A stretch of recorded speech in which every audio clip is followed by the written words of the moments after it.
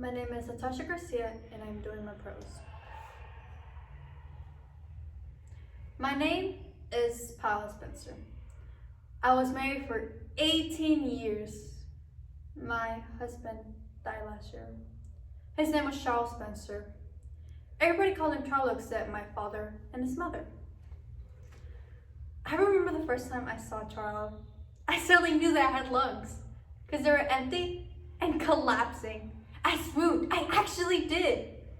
I heard about him. He was with a gang. There he was, standing there against the wall, wearing a black bomber jacket. Cigarette smell. Cigarettes are sexy. They're worth the stench and the cancer. Then he was coming straight at me. I didn't have time to dream it. It was different. It was perfect. I was with Charles Spencer. He was the king, and that made me someone. It was love. Love and my father. He hated Charlo, called him a criminal, a skinhead, a hippie. So we got engaged. I wasn't just spite of my father. We were in love. We honeymooned in Courtown, near Royal Flat in Sherwood Street. Just married and in love. He told everyone. He told my father before I did. He was boasting. Just married and I was already pregnant. We were thrilled.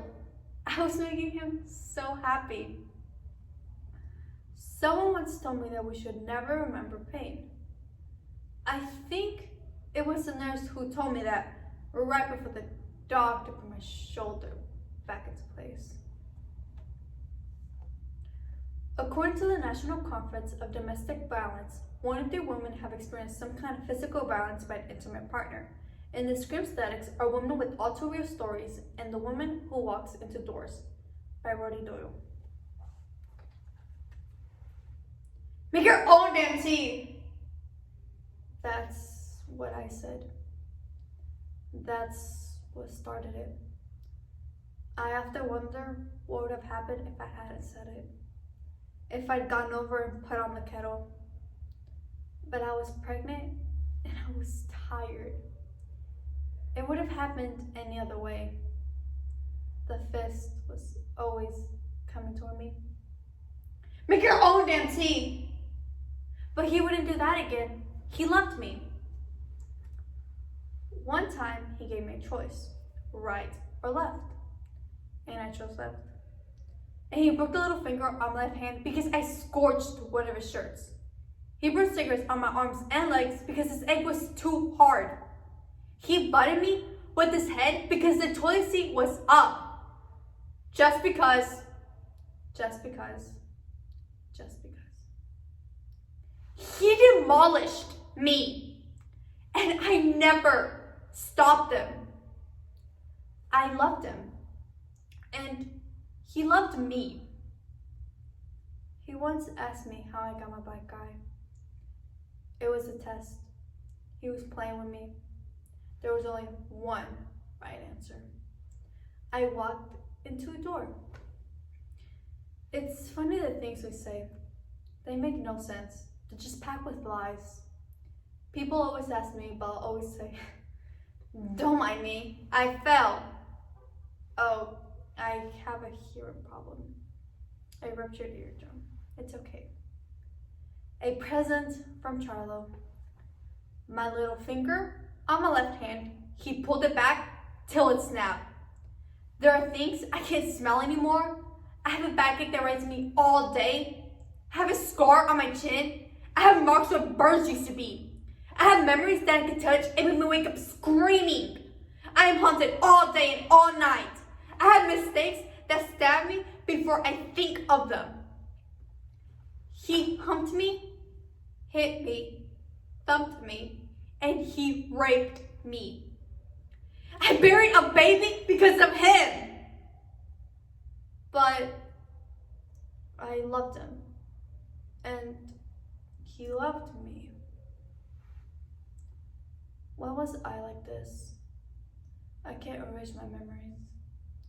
I know when we met. I on our wedding day. And I remember the day I threw him out. I could never go. I thought about it. I dreamed about it all the time. I ran away in my dreams, the ones I could handle and control. I was so depressed, I didn't even know there was a door. He reminded me that I couldn't go without him, that I was only Paul Spencer because of him. I was someone because he'd smile at me. I was someone because he'd hit me. I threw him out. I'll never forget that. I don't know what happened to me, but it was so easy. The frying pan. It was one of those big old fashioned ones. I hated it. It was pressed from his mother. Maybe there was a secret message in it all along. I picked it up and I was being held. I lifted it down on his head, and this time it was his blood on the floor. All the years of stitches, all the cries, the baby I lost, I could feel them in my arms going down into the pan.